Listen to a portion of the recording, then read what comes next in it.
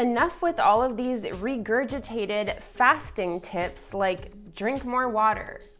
Duh, that's a given.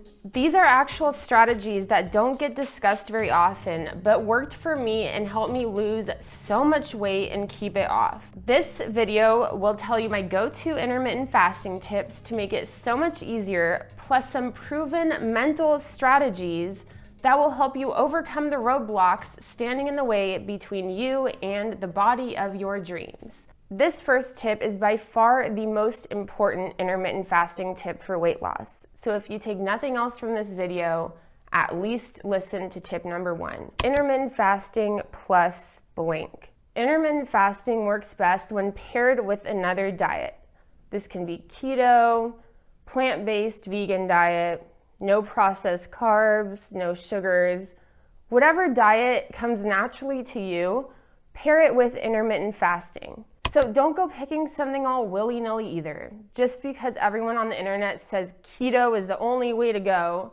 No, that's not true. Pick something that aligns naturally with your tastes, with your lifestyle, and incorporate that with fasting. Because your results, I promise, will skyrocket. It wasn't until I tightened up my eating and cut out alcohol was a big one for me. But going plant-based, just being able to have that control over my diet means that my fast can be a little bit more lenient. It also means I don't have to watch at all what I eat during my feasting window. So pick something that aligns naturally for you with your life. Obviously, you'll tweak and adjust as you go, but once you reach your goal weight, you want to be on a plan that's something that's stickable to. I like to pad my feasting window, especially when just getting back started with fasting or when I just don't feel super confident that I'm going to stick to my small feasting window. Say I'm doing a 20-hour fast, 4-hour feast. That's very, very short. So on those days, I'll kind of pad an extra 2 hours before my 4 hours starts. So instead of eating from 4 to 8 p.m., I'll add a little cushion from 2 to 4.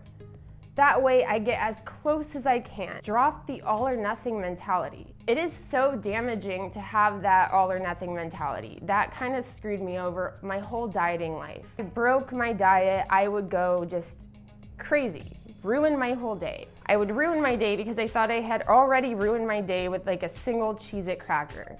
Somehow that would spiral me out of control, cause me to binge, cause me to just blow up like a freaking balloon. So I really, really encourage you to just not have that all or nothing mentality. If you only made it till 2 p.m. fasting, you still did it. I know people on the internet like to be the fasting police. People like to tell you that, oh, you're creamer, you're not a faster. Nothing counts anymore.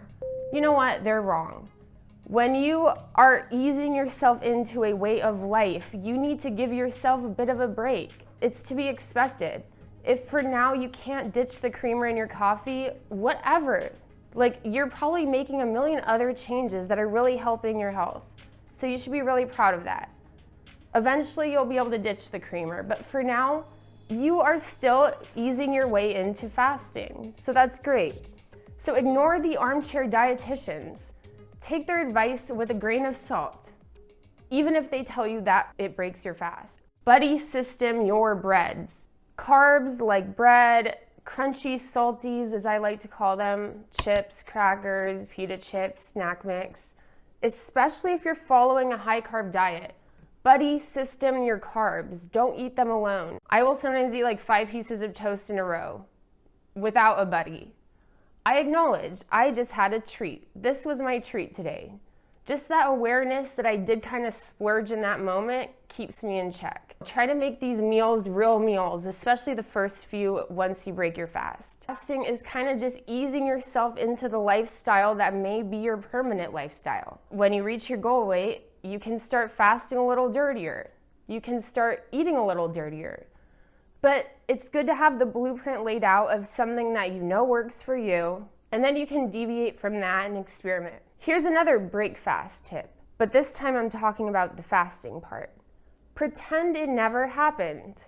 Once your fast is over and it's time to feast, pretend that the fast didn't happen. What happened during the fast stays in the fast. No need to go bonkers and eat everything in sight. No need to start eating cake every day because you fasted earlier.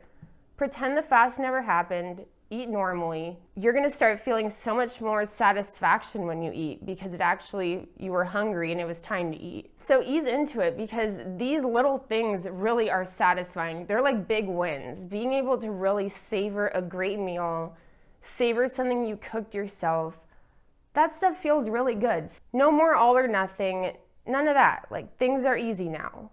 Fasting is life on easy street.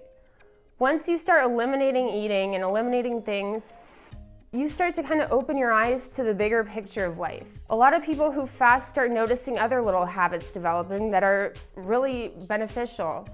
Maybe keeping a tidier home, maybe planning their days a little better, having better interactions with people, more control over your mood and your energy levels. There's so much to be gained from fasting. That's one of the most beautiful things about fasting, along with the pretty easy weight loss. Borrow, steal, but don't cheat, because you're only cheating yourself. So borrow and steal things, incorporate elements into your own personal plan that work for you. Just don't cheat yourself. Pick something you can stick to. As Abraham Lincoln said, whatever you are, be a good one. Pick something that you can be good at. That's really the secret. Because once you pick something you can be good at and pair it with some type of intermittent fasting schedule, you will lose weight. You will, it's a fact. Hunger needs to be redefined. Hunger is not a 911 emergency. Think back to when you were a kid and you were just starving for dinner and your mom said, 1 more hour, you have to wait. I mean, if you were anything like me, you probably freaked out. Like, 1 more hour, I'll be dead at this rate if I don't eat another hour. Well, now as adults, we know this is just not correct. Hunger is not linear. Hunger ebbs and flows, hunger comes and goes, but it's hard to get used to that because a lot of us, if you're eating, from 8 a.m. to 8 p.m., you don't really have the chance to get hungry. So that sensation, it's just a sensation, but it can be a little bit uncomfortable at first. So you need to redefine your relationship with hunger. Get busy, move on, drink some water. And then if you're still just ravenous, go ahead and eat. Just try to push yourself as close to your feeding window as possible before you break your fast. Simple as that. Which brings me to breakfast junior. So say your feasting window is from 2 p.m. to 8 p.m. At 2 p.m., I like to have a breakfast junior. So I break my fast with something kind of routine, something that I'm gonna have every day. This could be, smoothie, soup, salad. I actually like to have like a small bean burrito. That's like really satisfying, really rewarding, and it buys me that time before I'm able to grocery shop, cook. So I do this not only for weight loss or health benefits, I do this because of my energy levels.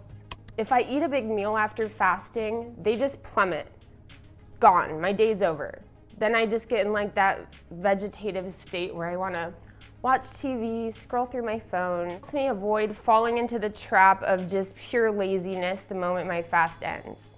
If there's still errands to run, work to do, by just having this small little meal, it buys me a couple hours to just finish up my day, make the cooking experience a little bit more pleasant an hour or two down the line. Thank you so much for watching this video. If I missed any of your favorite fasting tips, please do let me know in the comments below. And of course, subscribe if you're interested in more intermittent fasting or even plant-based weight loss content. Happy fasting, and may the scales forever tip in your favor. Bye.